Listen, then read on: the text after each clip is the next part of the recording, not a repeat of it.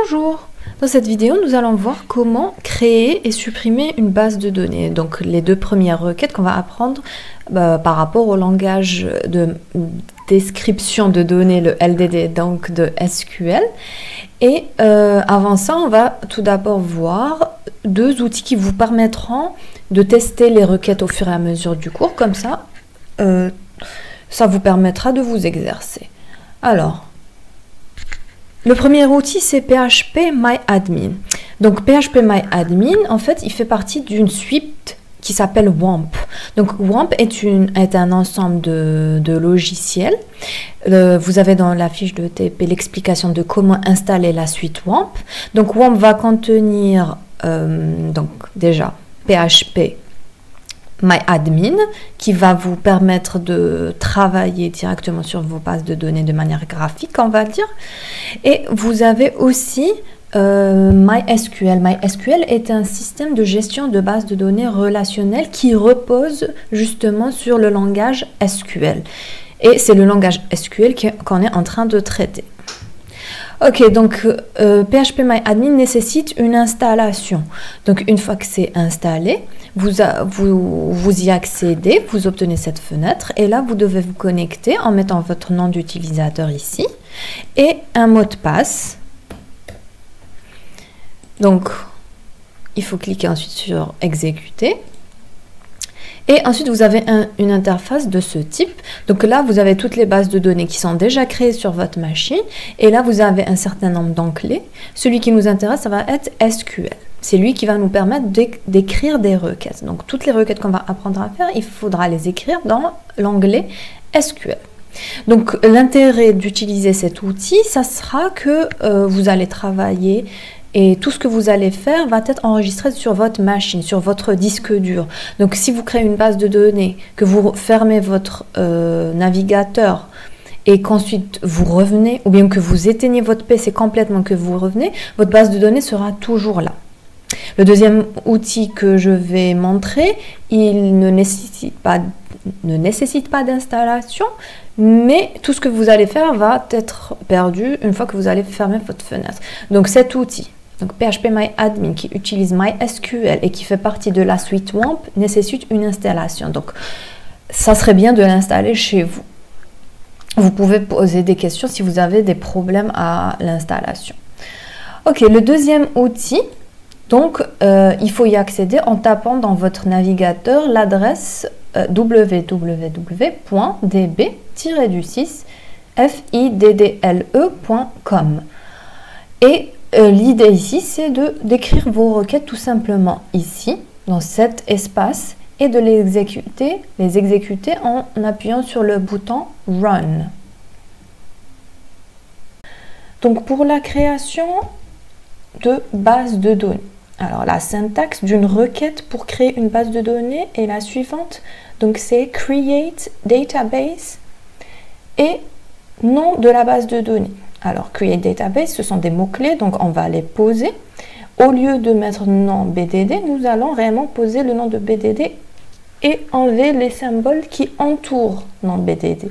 Donc, à chaque fois qu'on va retrouver dans cette vidéo les symboles inférieurs, supérieurs, veut dire que ça, c'est ce que vous allez enlever et remplacer par un mot que vous allez vous-même proposer. Ok, donc si on veut créer une base de données qui s'appelle BAC, pour revenir à l'exemple de la base de données de gestion des nouveaux bacheliers, donc si on veut créer une base de données qui s'appelle BAC, la requête complète, ça va être create database BAC, point virgule. On n'oublie pas le point virgule à la fin de la requête, je ne l'avais pas précisé avant. Donc, première requête, create database BAC. Alors, une question, est-ce que SQL est sensible à la casse? Donc, qu'est-ce que ça veut dire sensible à la casse? C'est-à-dire, est-ce que c'est important d'écrire en majuscule et en minuscule? Alors, nous avons deux cas. Pour tout ce qui est nom de base de données, de table et d'attributs, oui, la casse est importante. Donc, si vous créez une base de données qui s'appelle BAC en majuscule, vous êtes obligé d'utiliser le nom de cette base de données en majuscule à chaque fois, que ce soit pour les tables, les noms des tables, les noms des attributs.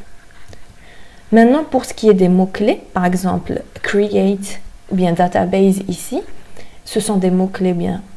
Donc, la case ici n'est pas importante. Donc, que create, vous l'écriviez en majuscule ou bien en minuscule, c'est la même chose. SQL va comprendre que vous êtes en train d'utiliser le mot-clé create.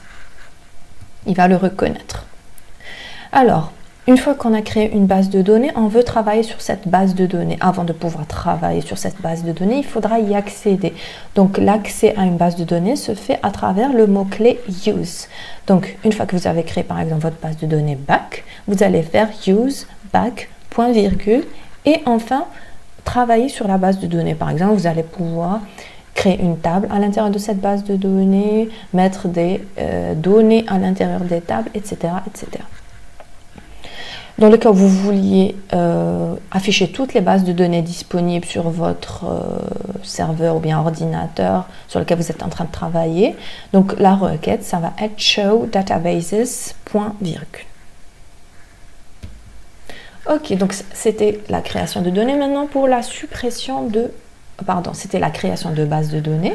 Maintenant, pour la suppression de base de données. Donc, on a dit que la clause utilisée pour la suppression dans le LDD, c'était la clause drop.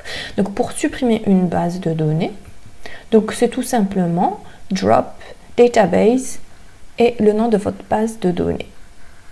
Donc, par exemple, si vous voulez supprimer la base de données back, vous allez écrire en SQL drop database back, point virgule. Allez, je reviens maintenant sur phpMyAdmin et je vais créer la base de données qui s'appelle back. Bon, là, je peux voir que sur ma liste de bases de données déjà, il n'y a pas de base de données qui s'appelle back parce que ce n'est pas affiché. Je peux aussi effectuer un show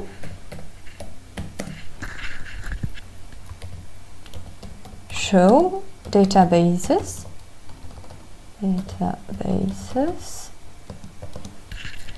Donc, j'oublie pas le point virgule à la fin de ma requête et je fais exécuter. Donc là, c'est la requête qui me permet en SQL d'obtenir la liste des bases de données qui sont disponibles sur ma machine et le résultat est retourné sous forme de table. Et il faut savoir que tout ce que vous allez faire en SQL, son résultat sera retourné tout simplement sous forme de table. Donc là, je vois bien que dans ma liste de bases de données, il n'y a pas de table, il n'y a pas de base de données qui s'appelle back. Alors maintenant, je fais la création en utilisant le create database. Donc, create database. Et vous voyez que là, il est en train d'essayer de me proposer de terminer ce que je suis en train d'écrire. Donc, create database qui s'appelle back. Donc, je crée une base de données qui s'appelle back. Je fais exécuter. Là, tout s'est bien passé et je peux remarquer ici tout de suite qu'il y a une base de données qui s'appelle back qui a été créée dans ma liste. Ok, je peux aussi vérifier ça en faisant un show databases. Donc on a dit les mots-clés ne sont pas sensibles à la case, c'est-à-dire show, je l'écris en minuscule ou en majuscule, même si je mélange, c'est correct. SQL va le reconnaître.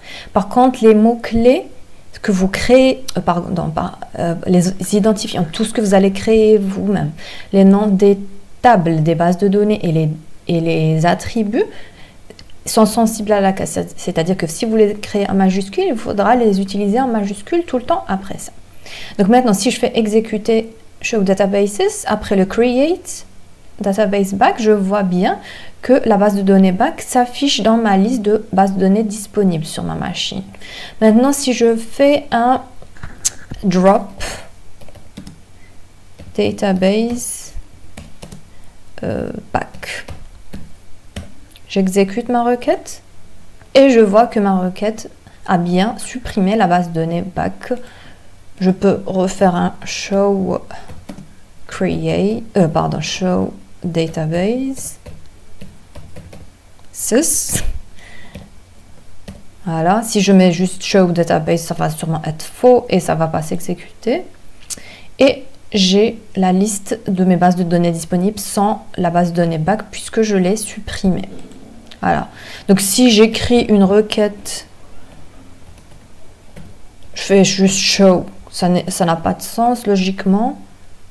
Il va me signaler une erreur de cette manière en rouge. Donc il ne faut pas s'étonner si vous avez ça en rouge et que vous n'obtenez pas de résultat, c'est normal. Quand il y a des erreurs, le code ne va tout simplement pas se compiler correctement et il n'y aura pas de résultat. Et il va vous essayer de vous indiquer l'erreur ici. Il vous dit qu'à la ligne 1, il y a une erreur. Show toute seule ne veut rien dire. Donc ça, c'est pour l'utilisation de MySQL. Je passe maintenant au deuxième outil qui est dbfiddle. Donc ici, la requête, je vais tout réexécuter un show databases.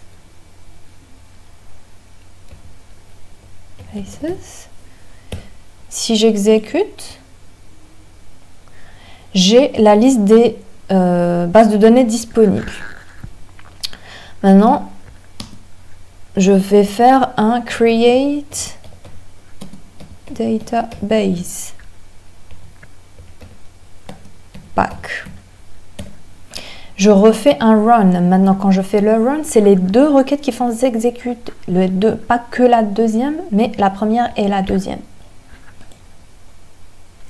Donc, résultat de la première requête, c'est une liste de bases de données disponibles.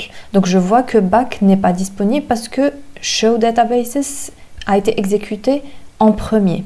Ensuite, j'ai ma deuxième requête qui est create database back qui est exécutée, donc query to. Et là, j'ai juste un temps d'exécution et il me dit qu'il n'y a pas de résultat à afficher puisque quand je crée la base de données, rien ne s'affiche. Si je veux maintenant vérifier que ma base de données a bien été créée, donc show databases, je refais un run. Ok, donc premier show databases montre ces tables-là. J'exécute le create. Ensuite, troisième requête, show databases à nouveau. Et là, je vois bien que la base de données back a été créée. Alors maintenant, si je supprime ces deux requêtes et que je fais un run, show databases, je vois que là, la base de données back n'existe plus. Parce que tout simplement, ce qui vient d'être exécuté maintenant, c'est juste ce code-là. Et ce code-là, il a été exécuté et il ne fait qu'afficher les bases de données disponibles. Il ne crée pas de base de données, il ne prend pas en considération ce qui a été fait avant. Donc ma base de données, même si je l'avais créée auparavant, là, elle est perdue. Voilà, donc cet outil est plus facile à utiliser puisqu'il suffit de se connecter au site web. Il faudrait quand même avoir une connexion internet. Mais le deuxième outil, PHPMyAdmin, une fois que vous l'avez installé, il est beaucoup plus pratique parce que tout ce que vous faites sera enregistré. En plus de ça, même si vous n'avez pas de connexion internet, ça va fonctionner. Voilà, donc c'est tout pour cette vidéo. Vous pourrez par la suite exécuter toutes les requêtes en utilisant une de ces deux méthodes. C'est comme vous voulez.